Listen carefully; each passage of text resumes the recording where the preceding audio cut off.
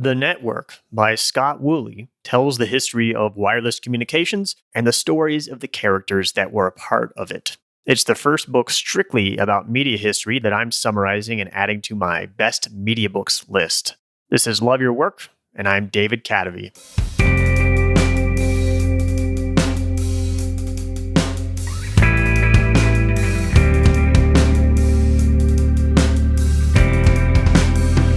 Wireless communications today, of course, include cell phones, but the network takes us from the wireless telegraph to radio to television and finally to satellites. First, it gives a little background on the history of the electric telegraph, the invention of which suddenly made it possible to move in minutes messages that used to take weeks to reach their destinations. The electric telegraph was able to change the world thanks to one simple action: the ability to move a piece of metal at the end of a wire. That was enough to develop codes that could transmit messages based upon the simple movement of that piece of metal. This process started in 1822 when Christian Órsted attached a copper wire to a battery and saw a nearby compass needle move. There was a several-decade-long race to develop an electric telegraph. The first transatlantic cable was open for business by 1866. A big customer of these telegraph services were stock traders who could buy shares in London, sell them a few seconds later in New York, and always profit if their trades were executed in time. Morse code was the winning format for turning the movement of a piece of metal into messages that could travel around the world.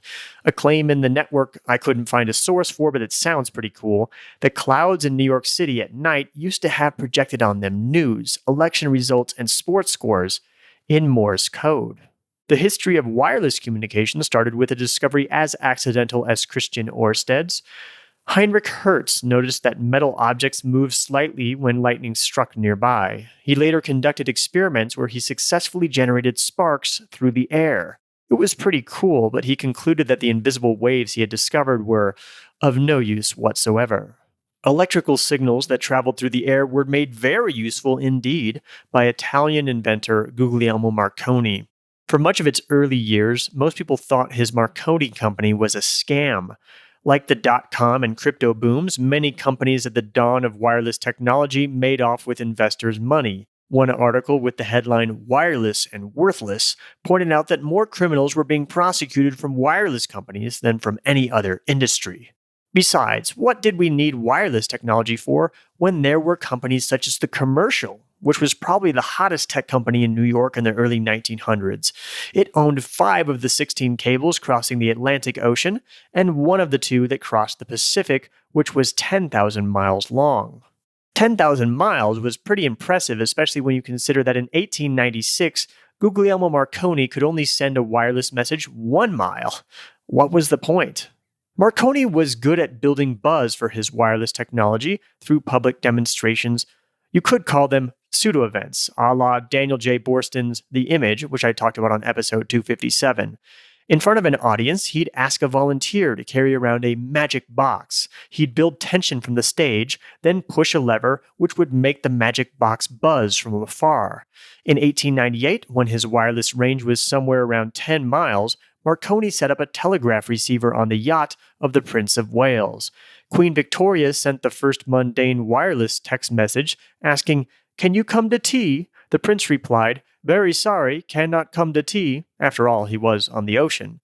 By 1899, Marconi could send a message over the English Channel, and by 1901, he could send a message 225 miles.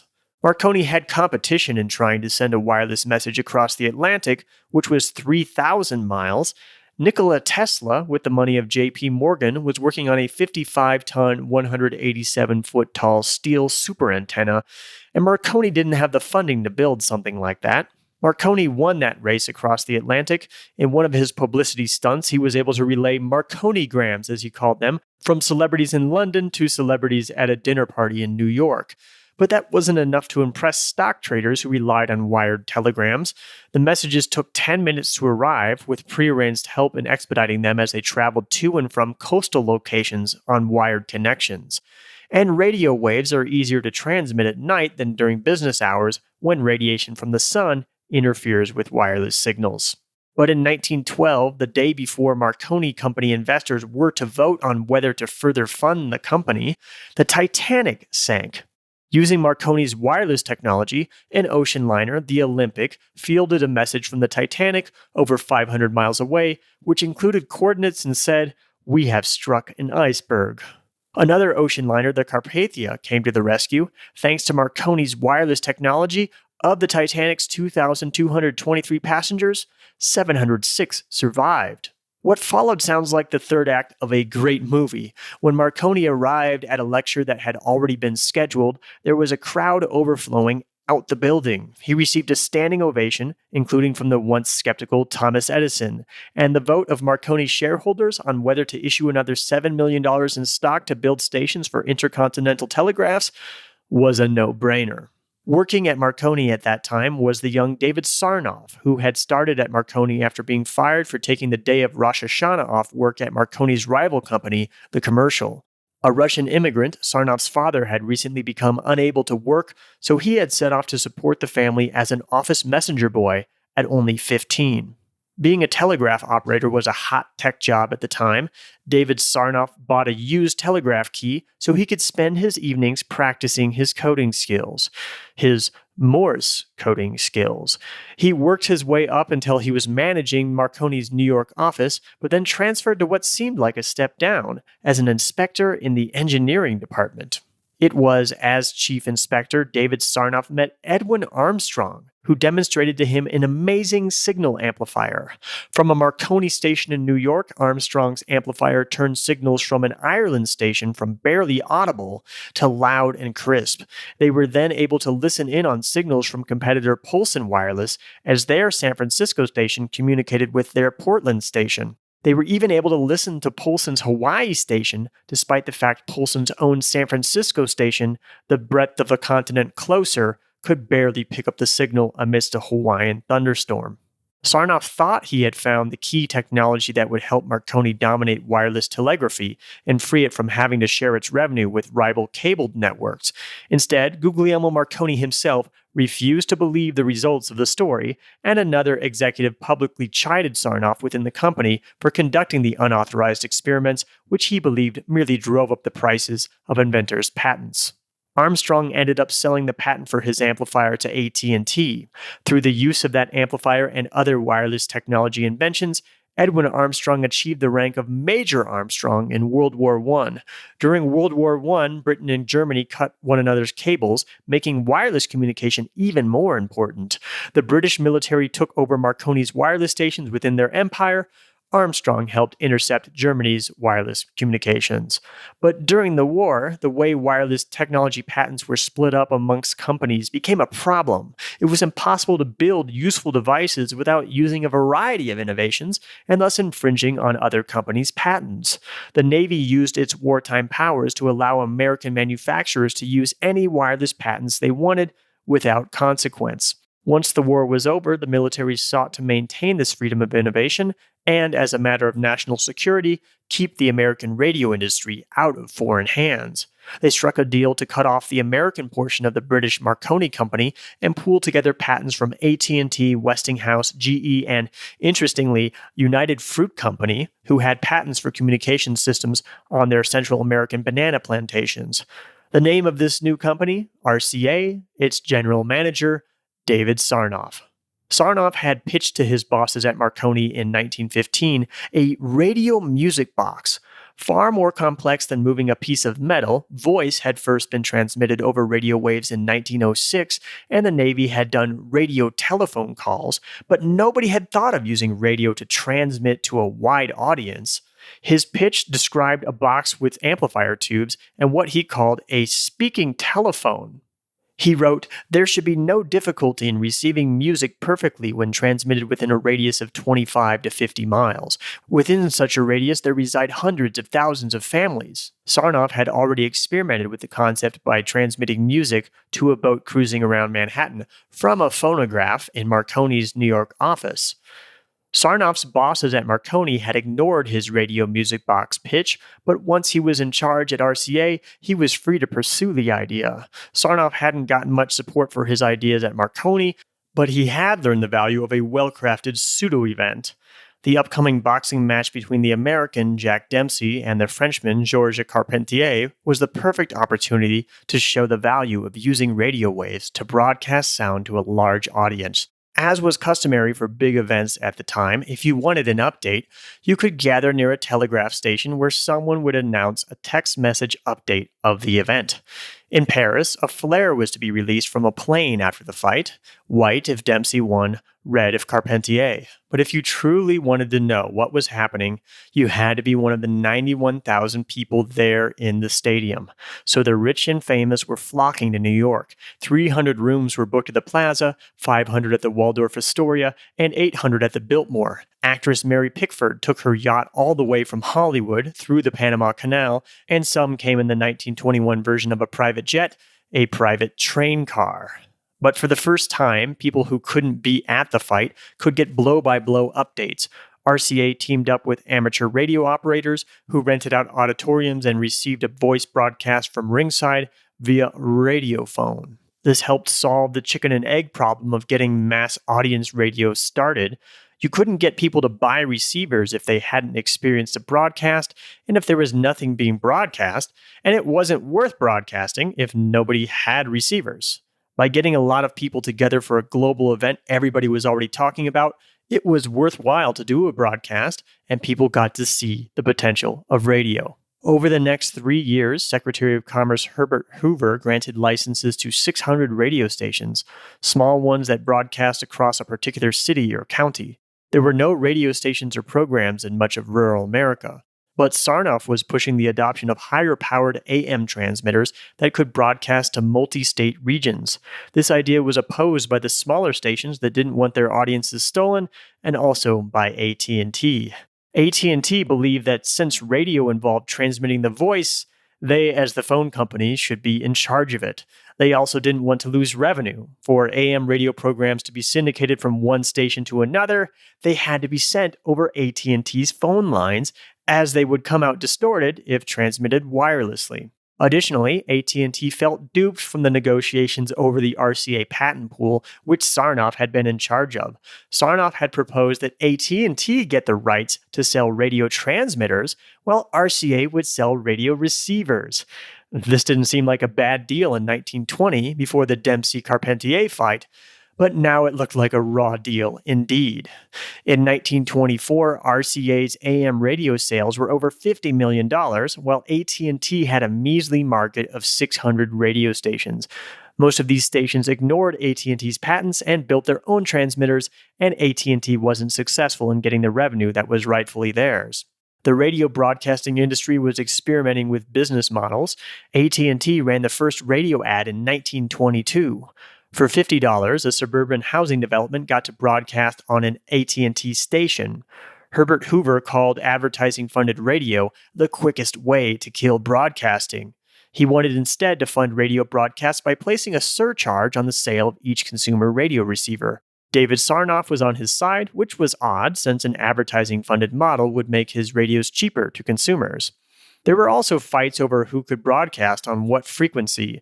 The Radio Act of 1912 had been passed after amateur telegraphers' messages had interfered with one another while communicating about the Titanic sinking. Hoover tried to regulate the frequencies some stations were broadcasting on, but it turned out the 1912 Act had only regulated airwaves at least 600 meters long, the technological limit at the time. Some stations protested by deliberately overlapping their broadcasts, resulting in an hour of unpleasant squelches, followed by a message to support the passing of a law to regulate the airwaves. The Federal Radio Commission was formed in 1927 for that purpose. In 1934, it became the FCC, overseeing all types of electronic communications. Sometimes an inferior technology dominates, as VHS did over beta, but sometimes, despite the best efforts of entrenched interests, the better technology prevails, as did eventually FM radio over AM. AM radio signals are imprinted sounds on waves that vary according to amplitude or the height of the waves, thus AM for amplitude modulation.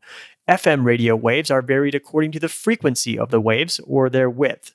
Engineers in the radio industry and academia once thought frequency modulation wouldn't work. A 1922 paper from AT&T claimed to prove mathematically that it inherently distorts without any compensating advantages whatsoever.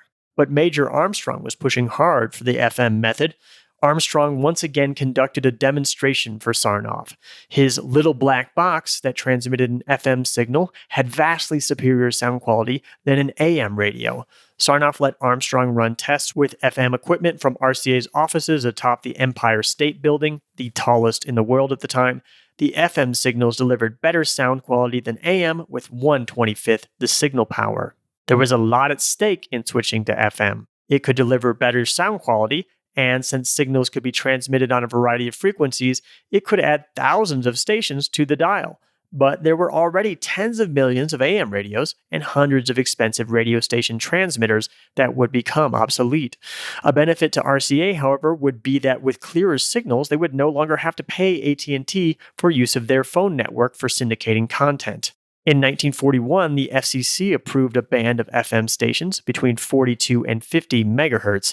At the start of World War II, Major Armstrong pushed the military to switch to FM and waived any licensing fees, increasing adoption. After the war, there was a controversy about sunspots. They work in an 11-year cycle, and in FCC proceedings, one engineer rose a stink about how the next time sunspots came around, they would interfere with stations on the existing FM band. Despite the fact that nearly every expert disagreed with that prediction, the FCC moved the FM dial to the current 88 to 108 megahertz band. This made $75 million worth of devices soon to be worthless and pissed off hundreds of thousands of FM early adopters. When the strongest sunspots in 2 centuries came along, the old FM band worked fine. The stifling of FM radio continued. The FCC eventually cut FM broadcasts from a 150-mile radius to a 50-mile radius, which may not sound like much, but translates to a 90% cut in coverage area. Conveniently, this meant FM stations could no longer send programs to neighboring markets through the air and had to instead pay to use AT&T's expensive and low-fidelity telephone wires. AM radio interests had also taken over most FM stations, where they simply rebroadcast their AM programs. There was little incentive to buy an FM set, and by 1946, 9 of 10 radio manufacturers weren't bothering to make them. All of this was enough to prompt Major Armstrong to file an antitrust suit against RCA, claiming David Sarnoff was conspiring to stifle the FM radio industry. David Sarnoff was very focused on making television work around that time. He made some bold bets that helped NBC, a spinoff from RCA, be the first on the air. Searching for office space during the Great Depression, Sarnoff had decided to move RCA and NBC into the expensive 30 Rockefeller Plaza, aka 30 Rock. He pissed off shareholders by building elaborate radio studios. He had special wires installed in NBC studios for transmitting TV signals around the building that weren't used for another 20 years. He had a giant studio built with rotating stage to work with television cameras that didn't even exist. Overall, he spent $50 million on television research over the course of 25 years, and it took a long time to pay off. The FCC's poor decisions continued in the proliferation of television. Despite warnings from engineers such as Major Armstrong, they allocated VHF channels so poorly only 1 or 2 stations worked in most cities. They had to learn from their mistakes and start over with UHF stations. But UHF wavelengths were so short, the lower the channel number a station had, the further and more clearly their signal could travel. So, stations fought over the smaller number of the 68 channels. David Sarnoff was there, once again, innovating in television. There was a battle over the color standard, and Sarnoff and RCA's NSTC standard was finally adopted by the FCC in 1953. Relay 1 was the first American communications satellite, launched in 1962. It helped bypass AT&T's cables for syndicating programs, thus doubling RCA's revenue. Some events had previously been broadcast via airplane to expand coverage area. Relay 1's first trans-Pacific broadcast was supposed to carry to Japan an address from President Kennedy. Instead, it carried coverage of his assassination and footage of the new president, Lyndon B. Johnson. As you can see, the network covers a lot of the early history of wireless communications. It also does it with an engaging narrative style. There's, of course, much more. Read it to find out why there's no Channel 1, how Lyndon B. Johnson's wife, Lady Bird, built her media empire with some suspiciously favorable treatment from the FCC, the visions that Sarnoff had late in life for fiber optics, the internet, and ebooks, and whether Major Armstrong's suicide at 63 had anything to do with his legal battles against David Sarnoff and RCA. If you've enjoyed this summary, you'll no doubt enjoy the network. Thank you for having me on your podcast. Thank you to David Eliku at The Knowledge. Here's a clip. With notebooks, there's two strategies. One is get yourself a really nice, expensive notebook with really nice paper and a really nice pen. And that will help you learn that your ideas are really valuable. But also get a notebook that's just the crappiest paper with the cheapest pen possible. And that will remind you that ideas are a dime a dozen. You can listen to my interview on The Knowledge wherever you get your podcasts. Love Your Work is brought to you exclusively by our Patreon supporters, including top supporters Jeffrey Mason and Bob Rosen. The theme music for Love Your Work is At Sea by Dorena from the album About Everything and More by arrangement with Deep Elm Records at deepelm.com. Love Your Work is a production of Cataby Inc.